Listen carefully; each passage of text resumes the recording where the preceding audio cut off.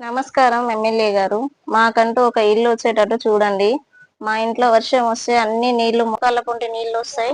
కూర్చునేంత place కూడా ఉండదు. పిల్లలం మేము బయట నిలబడి అన్నం తినేంత అవకాశం ఉంటది.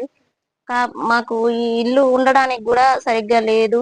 రేకులు వేసుకొని దాని చుట్టూ ఓ తెరలు కట్టుకొని ఉంటున్నాం. మాకు అంటూ ఒక ఇల్లు సహాయం చేయండి సార్. ఇంతకు ముందు ఇల్లు వచ్చిందన్నారు, దాంట్లో పేరు లేదు లిస్టులు చూసుకుంటే. మాకు కనీసం ఇల్లు వచ్చేటట్టు గదొక్కటి చూడండి సార్. మేము కూలినాలి పనికి పోయి చేసుకొని బతికేటోళ్ళం. మాకంటూ ఏదన్నా ఒక ధీమా చూపించండి సార్ మీరు. రేవంత్ రెడ్డి గారు మా బాధ చూడండి కాస్త. మేమందరం ఒకే ఇంట్లో ఉంటున్నాం. 3 ఫ్యామిలీలు కలిసి ఒకే కుటుంబంలో ఉంటున్నాం. ఒకటే ఇల్లు. మా అత్తగారి ఇంట్లో ఉంటున్నాం మేము. అదైనా మాకంటూ ఒక ఇల్లు లేదు, ఏం లేదు. మాకు జాబులు కూడా లేవు సార్.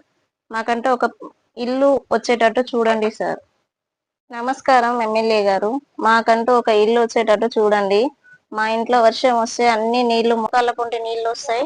కూర్చునేంత ప్లేస్ కూడా ఉండదు. పిల్లలం మేము బయట నిలబడి అన్నం తినేంత అవకాశం ఉంటది. మాకు ఈ ఇల్లు ఉండడానికి కూడా సరిగ్గా లేదు.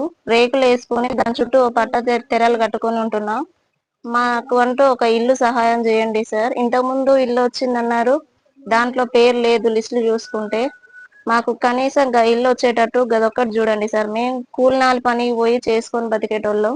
మాకంటూ ఏదన్నా ఒక ధీమా చూపించండి సార్ మీరు. రేవంత్ రెడ్డి గారు మా బాధ చూడండి కాస్త. మేమందరం ఒకే ఇంట్లో ఉంటున్నాం. 3 ఫ్యామిలీలు కలిసి ఒకే కుటుంబంలో ఉంటున్నాం. ఒకటే ఇల్లు. మా అత్తగారి ఇంట్లో ఉంటున్నాం మేము. అదైనా మాకంటూ ఒక ఇల్లు లేదు, ఏం లేదు. మాకు జాబులు కూడా లేవు సార్. మాకంటూ ఒక ఇల్లు వచ్చేటట్టు చూడండి సార్.